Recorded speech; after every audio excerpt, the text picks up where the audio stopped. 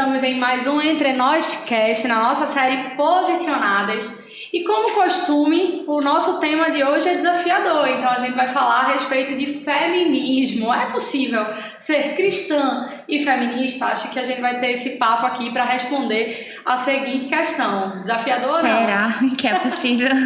Vamos ver, né? Vamos conversar sobre. Pois é, então, a primeira questão que eu queria trazer é que, sem a menor dúvida, existem medos que são próprios nossos como mulher, não é verdade? Certeza. Eu acredito que nenhum homem vai a um banheiro público olhando para um lado ou para o outro, vendo se tem alguém atrás, se está numa rua escura, temeroso pela sua integridade física, no sentido realmente de possíveis abusos, né? Acho que isso são questões muito nossas, né? Me falem aí um pouco mais da experiência de vocês. Acho que para além da violência que a gente sabe que existe, né, principalmente na nossa cidade, mas eu acho que tem outras violências, outros medos que só a mulher tem, né? Acho que às vezes para um homem andar de ônibus sozinho ou voltar mais tarde de algum canto é algo muito mais tranquilo do que é para nós, né?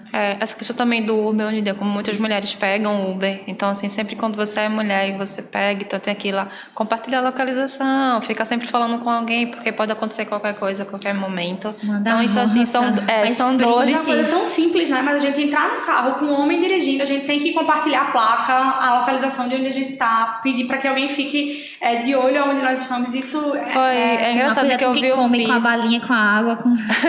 Eu vi um vídeo essa semana, acho que é alguma rede social, aí eram duas mulheres entrando no Uber, só que a motorista era uma mulher. Aí elas diziam, que coisa boa que é uma mulher, que é uma motorista, não é um homem. É como se a gente respirasse. Ai, que alívio.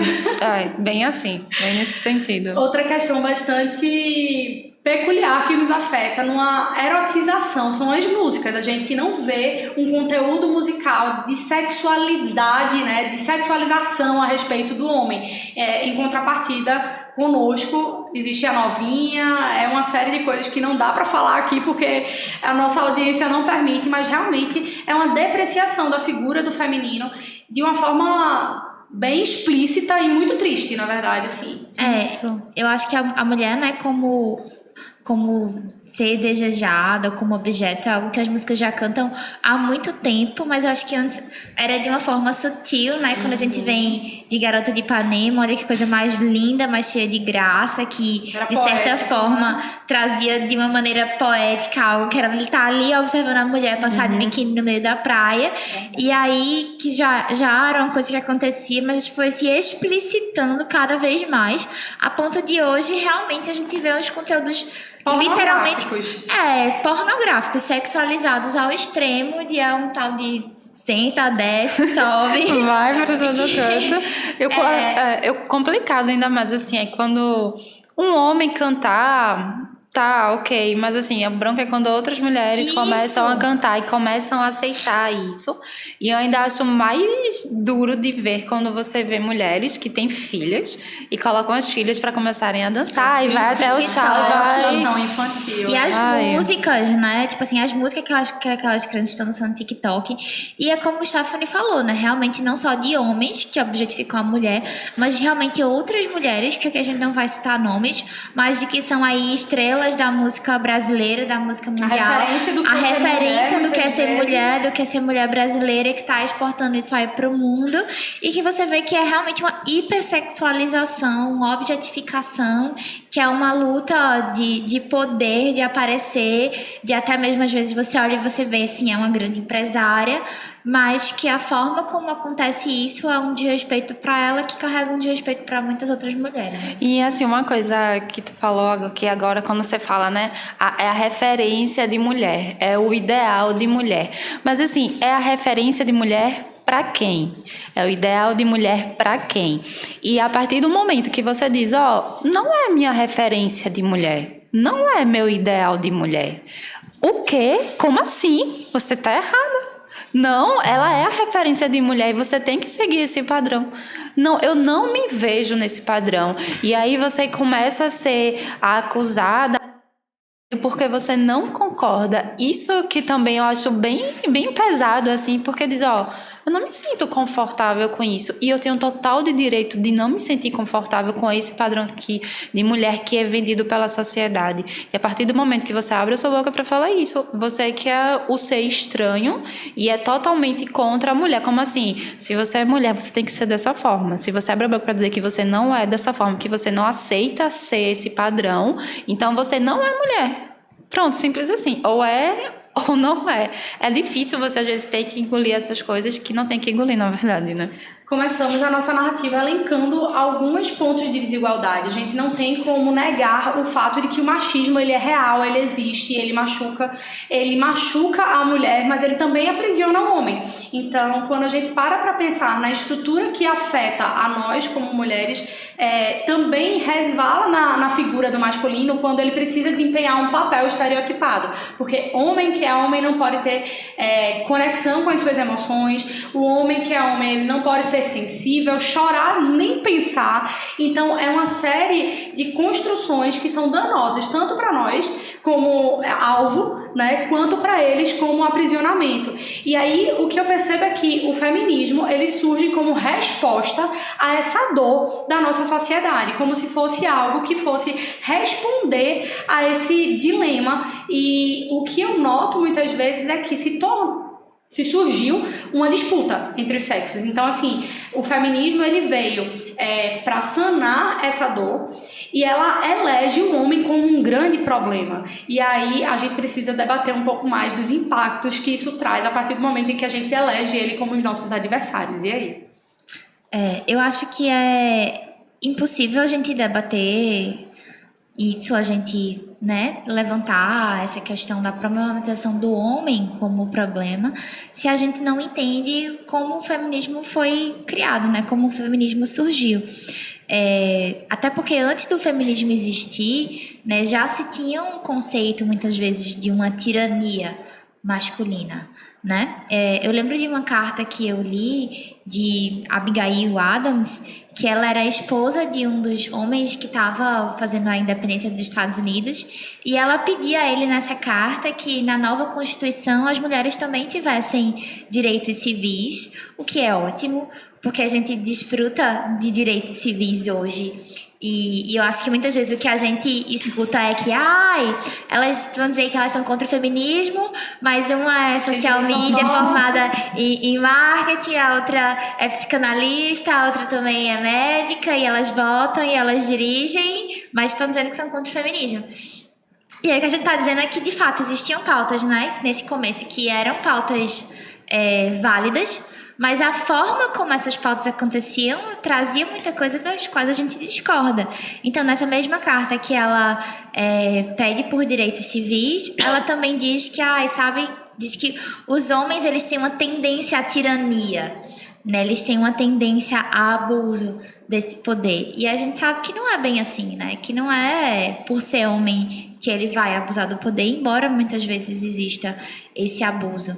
Mas a gente sabe que existe uma diferença entre liderar e oprimir, né? Entre estar numa situação de hierarquia, de liderança, de chefia, e oprimir, subservir e extorquir aqueles que estão numa outra situação de E aí começa hierarquia. a criar aquilo, né, de que os homens agora têm que ser inferiores a gente. Isso. Né? Mulher tem que estar lá em cima e o homem lá embaixo.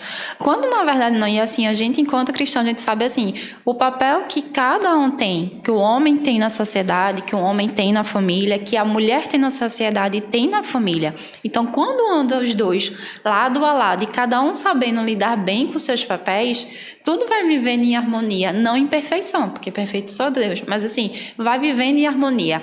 A partir do momento que eu pego aquele discurso de tirania, discurso de raiva que eu tanto criticava e começo a trazer para mim e começo a levantar bandeiras e defender, eu estou fazendo a mesma coisa que eu recriminava lá nos homens que faziam esse tipo de coisa. E ao invés de eu dizer, não, isso aqui não é legal, eu posso vir com algo diferente e eu quero trazer igualdade e eu não quero trazer essa desigualdade de mulher tá lá em cima, o homem tá lá embaixo e agora vocês que me servem. Quando na verdade isso não deveria existir.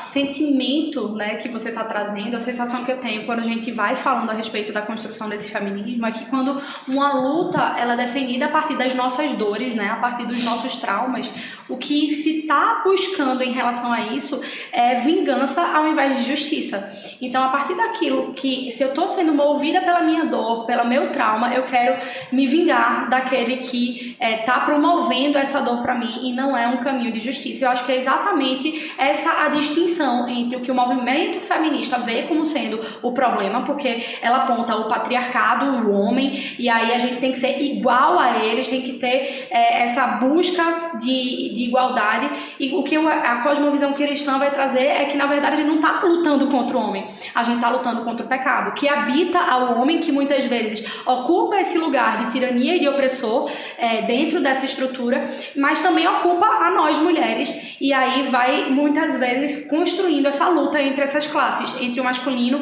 e o feminino. Então, hoje, muitas vezes o que eu percebo é um cenário de adversidade entre os sexos, em que um bate de cabeça com o outro, quando na verdade cada um tem uma estrutura criada por Deus para caminhar com papéis e funções distintas. Então, quando a gente olha para o que o Criador nos fez, ele nos fez igual a imagem e semelhança, homem e mulher os criou. Nós temos igualdade em valor e em todas essas coisas. Então, a gente não tem que estar batendo de frente e elegendo ele, o homem, como nosso adversário. A gente precisa ir de encontro com a desigualdade, né? Mas não achando que o feminismo é a resposta para isso. Eu acredito que quando uma mulher se diz feminista e cristã, eu imagino que ela esteja pleiteando e lutando o direito da mulher, né? Lutando pela individualidade da mulher, lutando pelo valor da mulher. O que eu consigo perceber a respeito disso é que ela não precisaria do pacote do feminismo, porque o Evangelho oferece isso para ela. O Evangelho oferece o senso de valor, oferece a dignidade, oferece direitos. Então, o que a gente precisa realmente construir é a narrativa do que o feminismo está apresentando como tão interessante para que algumas comprem o pacote e se identifiquem como feministas e cristãs. E Carol, tu falou que muitas vezes olha para essas mulheres e pensam que elas, essas mulheres que se veem cristãs e feministas, que elas veem o lado da busca dos direitos de mulher, né? O lado da busca de equidade, que é diferente de igualdade.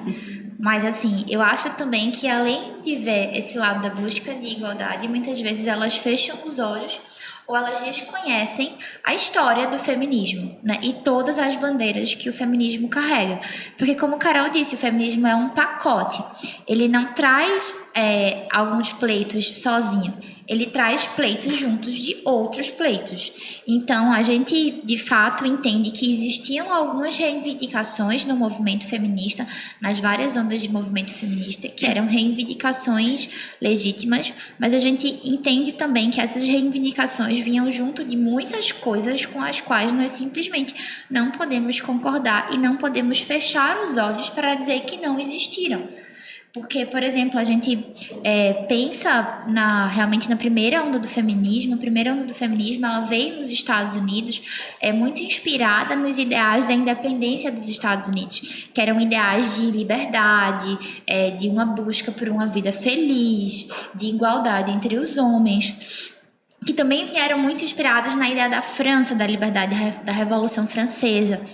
E aí, essa ideia de liberdade, ela vem num contexto em que as mulheres pedem por direitos civis, mas também que as mulheres pedem para ter uma igualdade de tratamento, para dizer que homens e mulheres eles devem estar exatamente nos mesmos papéis, com as mesmas funções, e que a hierarquia em si é uma hierarquia errada, inclusive a hierarquia de Deus. É tanto que uma das mulheres que encabeçou a primeira onda do feminismo, Elizabeth Stanton, ela fez a declaração de sentimentos falando de todos os sentimentos das quais ela se sentia insatisfeita e as outras mulheres se sentiam insatisfeitas por serem mulheres. E, de fato, tinha muita coisa legítima ali, como as mulheres, quando casaram, perdiam seu direito constitucional, seu direito de ter uma conta no banco, seu direito de propriedade. Mas tinham outros sentimentos ali de luta contra o patriarcado que eles ofendiam diretamente a Deus, no sentido de que a hierarquia, né, divina era uma coisa questionável, né? Que o patriarcado como se era uma coisa questionável, que a hierarquia dentro do casamento era uma coisa questionável, que o casamento estava atrelado a uma tirania. É tanto que ela chegou a pedir divórcio, né? Essa é a Freedom, não? A Bad Freedom ou tá falando da Extension? Ah, não, tô trocando. Mas de fato, ela vivia um relacionamento que ela se dizia, né? Tipo, que era um aprisionamento nesse casamento. E ela chega a construir uma Bíblia da mulher, né? Escrever uma Bíblia da mulher. E aí vocês podem procurar na internet para verem melhor. Mas, de fato, as coisas que ela traz são coisas incompatíveis. Porque ela vem realmente distorcer o que está na Bíblia e dizer que aquilo ali não era importante, né? Que o importante era que os direitos fossem iguais, mas também que os papéis fossem iguais, que as estruturas fossem iguais. E assim, só fazendo um adendo, né? Pegando essa questão do casamento. É incrível como todos aqui somos casados. E eu acredito que em algum momento da nossa vida, por tantas influências feministas que a gente tem no nosso dia a dia, de forma sutil, algumas de forma um pouco mais forte, e a gente vai enraizando isso dentro da gente, alguns comportamentos, e a gente vai trazendo isso para o nosso casamento, vai trazendo isso para a nossa família, e vai contra o que Deus fala pra gente, sabe? Eu sei que uma vez até tu falou assim, a mulher de Provérbios 31, assim, te aproxima ou te acusa, ou te mas assim, acolhe. Mas assim, a mulher de Provérbios é uma mulher que assim, Deus deixou lá pra gente poder olhar assim e dizer: caramba, é um ideal de mulher que eu posso seguir. Não vou ser perfeita, mas é um ideal de mulher que eu posso seguir. Quando tu pega o feminismo, é totalmente contra aquilo lá que é Cristo que está falando aquilo ali, ó. É Deus, é a palavra do Senhor que está falando. E aí, quando você começa a ter comportamentos, às vezes, assim, dentro da sua casa, de dizer: não faça isso. Feminista, né? A gente vai se tornando. A gente vai se tornando por uma série de coisas. A gente vai tendo as informações, as formações. Muito. Só que é realmente muito dentro dessa sutileza. Se a gente parar pra perguntar quem já leu O Segundo Sexo, quem já leu A Mítica Feminina. Então, a gente vai tendo as ondas. Essa primeira onda do feminismo, dentro das sufragistas, do direito à educação, do direito ao trabalho. E aí elas vão dizer: vocês devem a gente o voto, vocês devem a gente o trabalho. Quando a gente para pra ver, na verdade, dentro da construção do processo histórico, a gente vai vendo que o trabalho ali ia acontecer, né? Porque guerras ocorreram, os homens se evadiram, as mulheres precisaram produzir. Então, assim, não é sobre apenas o discurso construído de que nós devemos muitas coisas ao feminismo, mas, na verdade, muitas coisas elas aconteceram pelo próprio processo histórico. E aí, a gente também precisa fazer essa diferenciação. Os direitos civis, né, são nobres, o direito à educação é nobre, mas aí ela vai continuando. Então, nós vamos para a segunda onda do feminismo, que é realmente essa construção da liberdade da mulher, da emancipação do lar, dessa construção do ser esposa e mãe. Inclusive, uma das questões que a gente precisa compreender a respeito do feminismo é que ninguém nasce feminista, mas se torna feminista, e chega a nós, muitas vezes, uma ideia muito mastigada dentro desse conceito agradável de que o feminismo é uma luta pelos direitos da mulher. Mas a gente precisa parar para conhecer a raiz desse movimento. Como a Alessandra vem trazendo, existe um pacote envolvido. A gente precisa conhecer as precursoras desse movimento e o que essas mulheres abordam. Então, a gente não tem como deixar de falar da Simone de Beauvoir, que aí é uma segunda onda do feminismo. Ela vai trazer O Segundo Sexo, é o livro que ela aborda, e ela vai trazer coisas bastante, né? Olha, você se diz feminista, leia esse livro. A gente não está dizendo aqui, não tenha contato com esse conteúdo. Pelo contrário, leia. Você precisa ler aquilo e entender como isso vai a favor da sua fé. Porque ela fala claramente construções a respeito ela traz claramente construções contra a família. Então você precisa fazer a leitura dessa obra, você precisa ler logo em seguida a Beth Friedan. Mas eu vou voltar para Simone de Beauvoir. A Simone de Beauvoir, ela foi, junto com Sartre, eles construíram um novo ideal de relacionamento, né? Eles trouxeram a relação não monogâmica, um amor que eles chamavam de um amor libertário.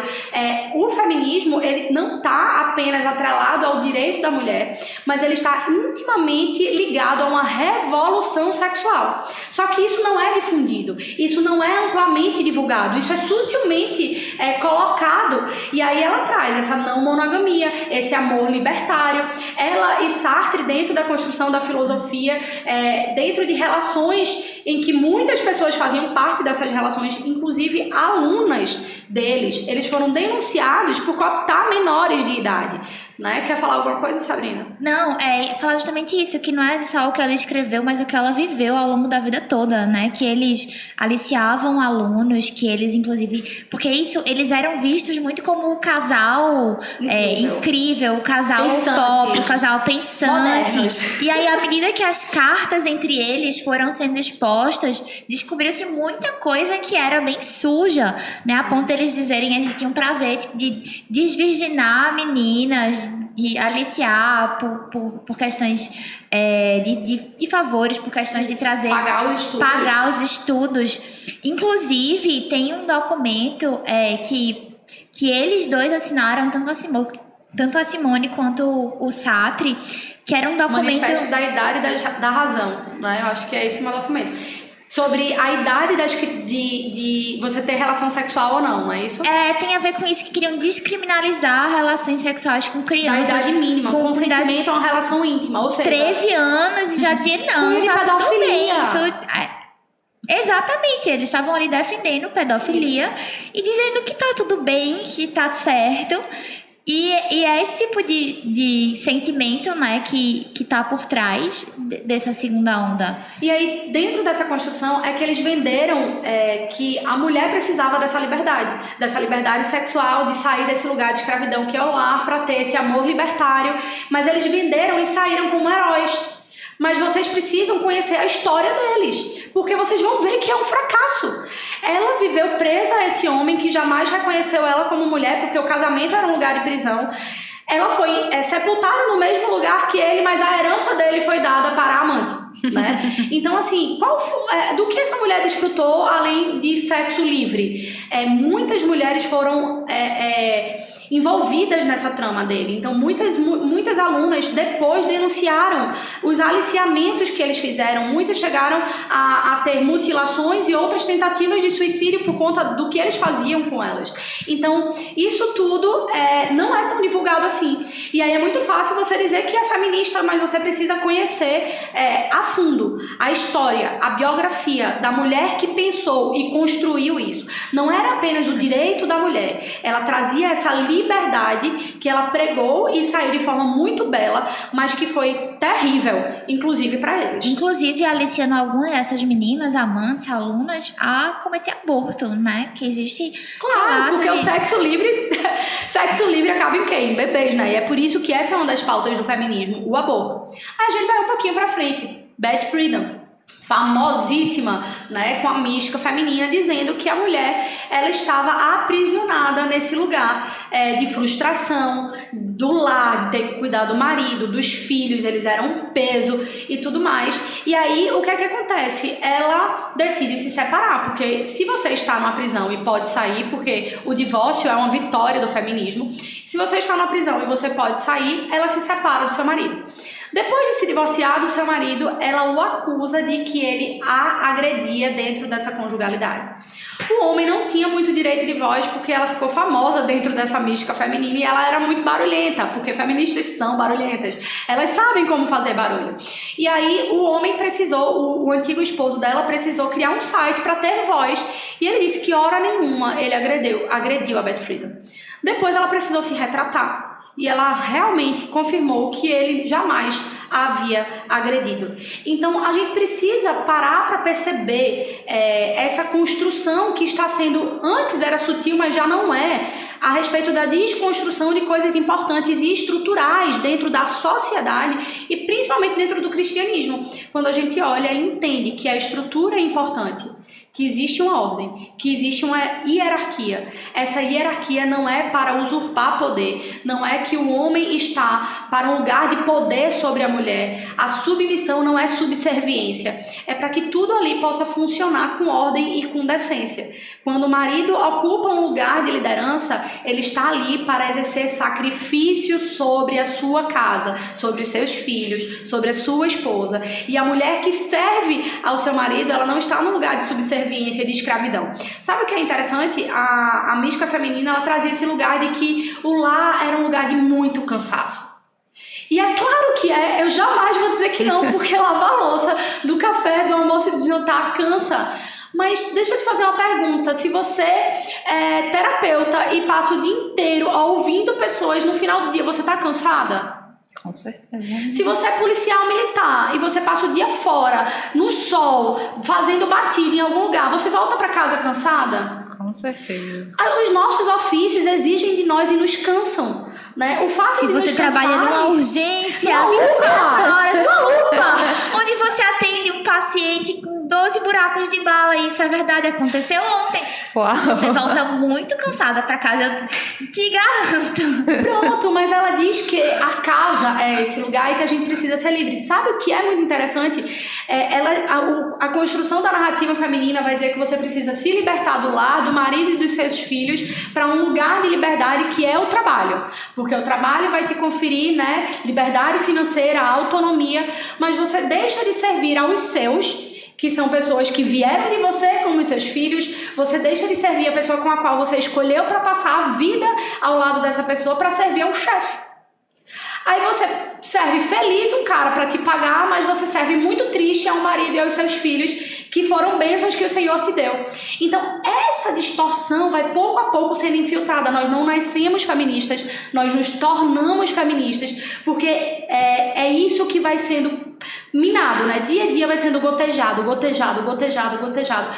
E a gente precisa entender que isso não é um discurso apenas de direito da mulher, é um discurso de uma revolução sexual que afeta a sociedade como um todo. Então, a terceira onda, que a gente já está quase num pós-feminismo, ela vai trazer esse lugar de que a mulher precisa da sexualidade livre. Ela pode transar com quem ela quiser, ela pode ter relações íntimas com quem ela quiser, e aí isso tem consequências que são filhos que serão abortados. E aí a gente precisa entender as implicações de tudo isso. E mesmo filhos não abortados, né? Mesmo as mulheres que escolhem ter seus filhos, o fazem muitas vezes em situações ainda mais difíceis, né? Porque muitas dessas mulheres vão escolher ter seus filhos, mas vão ter seus filhos numa situação sem a proteção masculina. Desamparadas. Desamparadas, desestruturadas, financeiramente, emocionalmente. Porque criar uma criança não é só comprar fralda e botar leite na boca da criança. Mas, assim, é toda uma estrutura de segurança que você precisa passar para aquela criança que muitas vezes você não tá nem recebendo de canto nenhum. Então, até, assim, para essas mulheres, né, que a maioria que escolhe ter seus filhos, é um desafio ainda maior. Elas acabam tornando seu desafio ainda maior do que simplesmente se elas estivessem protegidas, porque eles passam de ver o casamento como um lugar de proteção, que de fato o é, para um lugar de escravização. Carol, quando tu traz assim a questão da visão da sexualidade, dessa liberdade agora que a mulher tem, tu atende muitas mulheres, eu acredito. Algumas talvez com dores assim nessa questão da sexualidade. Como é para elas lidarem assim? Porque muitas acreditam que tô livre, posso transar com quem eu quiser, isso é ser mulher, isso é ser livre. Só que tem dores que são muito íntimas. A gente, enquanto aqui casada, nós temos relacionamentos com nossos maridos e assim, para você ter um relacionamento com alguém íntimo, tem que ter muita intimidade, tem que ter amor, tem que ter isso. Quando a mulher parte para fazer com quem ela entender, ou a hora que ela quiser, vai ter dores que vão sendo geradas ali. O que é que tu vê de muitas mulheres que elas trazem assim, relatam para ti? Eu vou começar falando a partir da Bíblia. A Bíblia diz que quando nós temos uma relação sexual, nós nos tornamos um com a outra pessoa. E é por isso que é tão importante que isso seja feito dentro do matrimônio e dentro do leito conjugal. E é realmente isso que acontece. Quando você vai ter uma relação sexual com alguém, você está se tornando um com uma pessoa. Só que quando você vai se tornando um com vários, isso vai deixando marcas, como você mesmo trouxe. Isso vai trazendo um processo de mutilação. Nós mulheres não nos vinculamos tanto apenas fisicamente. É claro que agora já está rolando isso, mas também o sexo é uma resposta emocional. E a gente tem muitas mulheres mazeladas, né? Realmente amputadas por essa quantidade de relações que elas vão tendo.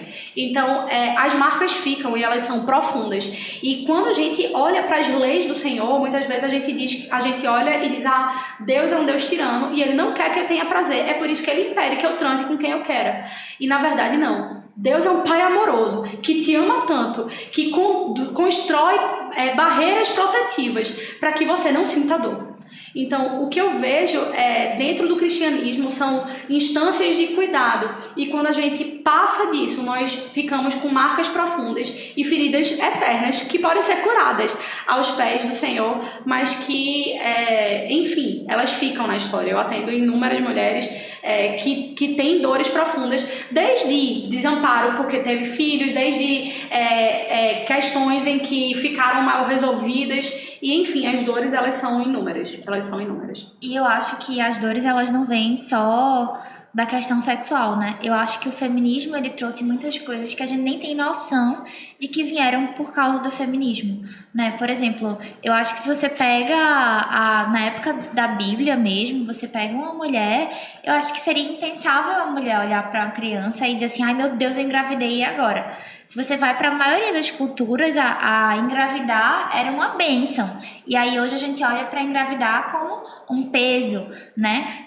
Muitas vezes a gente tem crises existenciais, a questão da própria ideologia de gênero, eu sou homem ou eu sou mulher, coisas que aos poucos foram sendo desconstruídas e que essa desconstrução muitas vezes nasceu do feminismo, a gente não sabe de onde veio, o que é que está acontecendo. E foi isso que aconteceu, foi um passo a passo de desconstrução que chega a uma desconstrução tamanha que hoje não pode dizer, mulher, eu vi em um lugar assim, pessoas portadoras de útero. Mas minha gente, eu não posso mais nem dizer que eu sou mulher, eu tenho que dizer que eu sou portadora de útero. Sério? Sim. Não tem mais a classificação de mulher ou homem. Eu tenho que dizer que eu sou portadora de útero, portadora de vagina, de pênis, eu não posso mais dizer que eu sou mulher. Entendeu? Então, assim, chegou no ponto de desconstrução que e não só da linguagem, mas isso chega a uma questão realmente da identidade da pessoa, que aí vai destruindo a identidade. E a gente fala muito dessa desconstrução da identidade feminina, mas eu acho que o feminismo empurrou muito o homem para uma desconstrução da masculinidade também. Sadia, né? Porque quando a gente diz, não, o homem não precisa... A gente tem homens hoje se desculpando por serem homens. Veja que situação a gente chegou, né? Me desculpe por eu ser homem, o futuro é feminino. Nossa, a gente precisa entender o lugar que o homem também precisa ocupar, né? E a gente empurrou, a gente excluiu o homem do papel de provedor, a gente excluiu o homem do papel de protetor, a gente excluiu o homem do papel de sacrifício. E aí, muitas vezes, eu acho que a gente chega ao homem e diz assim, sim, certo, mas e aí? A gente ocupou o lugar do enfado, porque a gente pegou todos esses pacotes pra gente. Veja, a gente não vê, né? A gente vê lutas por direitos iguais, a gente vê lutas por salários iguais. E aí, mas a gente não vê elas querendo lutar na guerra, né? Assim, né? A gente não vê a luta por trabalhos que só os homens fazem porque são extremamente pesados. Então, assim, às vezes tem as lutas por questões de interesse, né? É claro que a gente precisa ter a questão de isonomia, que não é de igualdade. O que é isonomia? Você vai dar coisas diferentes de acordo com a necessidade de cada um. Mas vai ter coisas que vai ser próprio do homem, vai ter coisas que serão próprias da mulher. E a gente precisa, eu não tenho como deixar de olhar para Jesus como o maior promotor de justiça de gênero. Jesus, ele foi o maior promotor de justiça de gênero. A igualdade com a mulher está desde que o mundo é mundo lá no Éden, né? E aí a gente já traz porque a mulher comeu, né? E deu do que sobrava. E eu acho que aí muitas vezes a origem desse egoísmo. É você ser o centro, comer e dar do que sobra. E isso está em nós hoje. E é ali que começa a grande parte das desigualdades. E aí a gente precisa olhar para quando Jesus ele entra no mundo, a mulher ela estava num lugar de depreciação. Elas não eram contadas, elas não eram... E o que é que acontece? Quando a gente ouve biblicamente falando que uma mulher estava sentada aos pés dele, a gente não tem noção noção, nos dias de hoje, o quão que aquilo era revolucionário. Por quê? Porque a gente hoje tem liberdade para fazer o que a gente quer. A gente fala na igreja, a gente tem voz, a gente tem uma série de coisas.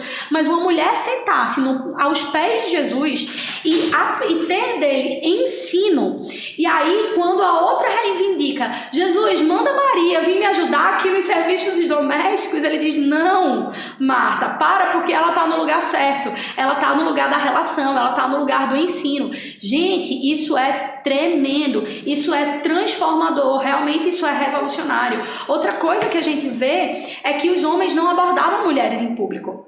Homens não podiam falar com mulheres, né? E a gente vê Jesus se dirigindo diretamente a uma mulher na beira de um poço. E depois desse encontro, isso foi algo tão profundo, algo tão transformador, que aquela mulher foi uma grande missionária. Mulheres, elas não testemunhavam em tribunais. E para quem os anjos aparecem diante da ressurreição de Jesus? Para mulheres, porque Jesus vem dizendo assim, dentro da narrativa histórica e bíblica, a palavra delas tem valia. Eu vou torná-las testemunhas da grande ressurreição. Mulheres não apareciam em questões de genealogia. Quando a gente olha a genealogia de Jesus, nós vemos mulheres lá. Então, eu olho para um Jesus que ele é um grande promotor de justiça de gênero.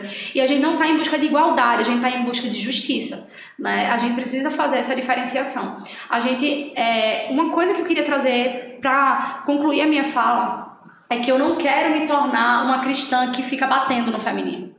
É triste porque hoje a gente percebe que necessita. Porque a gente tem mulheres que não procuram de fato entender do que se trata e a gente precisa colocar luz a algumas coisas. Porque se nós tivéssemos mulheres que comessem Bíblia, né, que desfrutassem da palavra, da verdade que existe naquele lugar, a gente não precisava estar falando contra o feminismo, porque a gente já ia entender que isso é antagônico.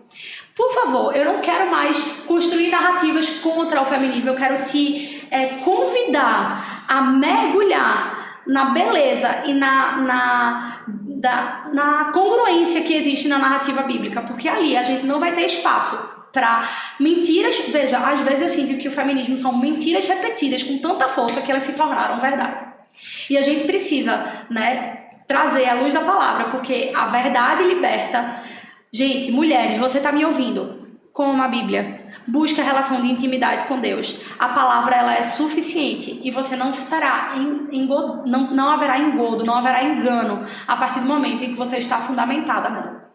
E eu acho, Carol, que uma coisa que complementa um pouquinho a tua fala é entender que a hierarquia é algo que ela reflete a Trindade. Perfeito. A hierarquia reflete a trindade do Deus Pai, do Deus Filho e do Espírito Santo, do Deus Pai que envia o Filho, do Filho que se submete ao Deus Pai e se sacrifica, do Filho que envia o Consolador, que é o Espírito, a nós, e ele vem em resposta a quem foi enviado. Então, a gente não vê o Espírito Santo enviando Jesus, nem enviando ao Pai, a gente não vê o Pai se submetendo a Jesus, a gente não vê Jesus enviando o Pai. Não é dessa forma que acontece. Acontece de uma forma hierárquica, acontece de uma forma estruturada, acontece de uma forma onde existe sim uma posição de liderança, onde existe sim uma diferença de papéis, mas onde há uma igualdade de valores. E eu acho que o que a gente está aqui para dizer é justamente isso. Aponte para a Bíblia, olhe para a Bíblia, olhe para a palavra, olhe para Deus, olhe para a Trindade e entenda que é possível sim haver uma divergência de papéis, porque de fato Deus fez homens e mulheres de maneiras diferentes, mas também é possível haver igualdade de valor, ainda que a igualdade de importância, ainda que haja uma diferença, uma distinção entre os papéis. E é quando Carol fala, né, assim, mergulha na palavra, que tu vai vendo, tu vai sentindo, tu vai entendendo quais são os princípios, quais são os valores bíblicos e o que é que tá indo de encontro com isso que tu levanta a bandeira e diz, eu sou feminista. E como as meninas também aqui já falaram, né? Vá ler o que precisa ler sobre o feminismo. Isso. Vá ler os livros que foram feitos, os arquivos que tem, cartas, tudo. Ninguém aqui está dizendo para você ficar no mundo, né, ilesa. Não, vai ler. Se você defende, então leia. Depois de ler, você vai dizer, rapaz, eu acho que isso aqui está indo em encontro com a palavra do Senhor. Eu acho que isso aqui não tem a ver com os princípios que Cristo nos deixou. E aí você vai ser, com certeza, profundamente incomodada. E nós oramos, né, para que Deus traga isso à luz para a tua vida e que você mude comportamentos e mude atitudes feministas que não fazem bem nem para a gente, nem para o nosso parceiro, se assim tiver, nosso marido, e para a nossa família, né? Eu acredito que o cristianismo ele é suficiente para trazer justiça e igualdade para toda a queda. Então, eu não preciso colocar um pacote, ser cristã e mais alguma coisa, porque Jesus é a resposta para todas as coisas. De todos os ismos que existem, é o único que é completo e suficiente para a nossa vida, eu né? creio que ser cristã, né, nos contempla diante das possíveis desigualdades que possam nos alcançar. Amém. Enquanto houver história, né, enquanto houver este mundo antes da redenção, haverá desigualdade. E enquanto houver desigualdade, Jesus continuará sendo a resposta. Então, sempre. Maranata, até que ele venha, a gente vai viver na eternidade com justiça, igualdade e equidade. E é isso. Foi massa, meninas. Valeu por esse encontro. Vamos nos encontrar em breve para o próximo podcast. Quem ora terminando esse momento? Mas finalmente a resposta que a gente começou eu acho fazendo. Que a gente já deu um monte de coisa aí. Deixa vocês responderem, né? Vocês acham que dá? Vocês acham que que dá para ser ou não? Eu acho que essa resposta a gente conseguiu conversar bem aqui. A gente vai deixar vocês responderem em casa. Vamos deixar as reticências. Quem ora? Posso orar? Deus, muito obrigado por esse momento, muito obrigado por esse momento de conversa, de troca de ideias, de conversar sobre a Tua Palavra, de conversar sobre, de fato, qual o papel que o Senhor tem para as nossas vidas, de nos trazer clareza e reafirmação de quem Tu és e de quem somos em Ti. Senhor, nós oramos para que o que a gente conversou aqui seja alcançado e seja levado para outras mulheres que precisam ouvir, que precisam também entender da Tua Palavra, que estão sedentas e também confusas nesse mundo que a gente vive com tantas vozes que são contrárias à Tua. Continua nos usando, continua abençoando cada mulher que aqui escutou. Em nome de Jesus, amém. Amém.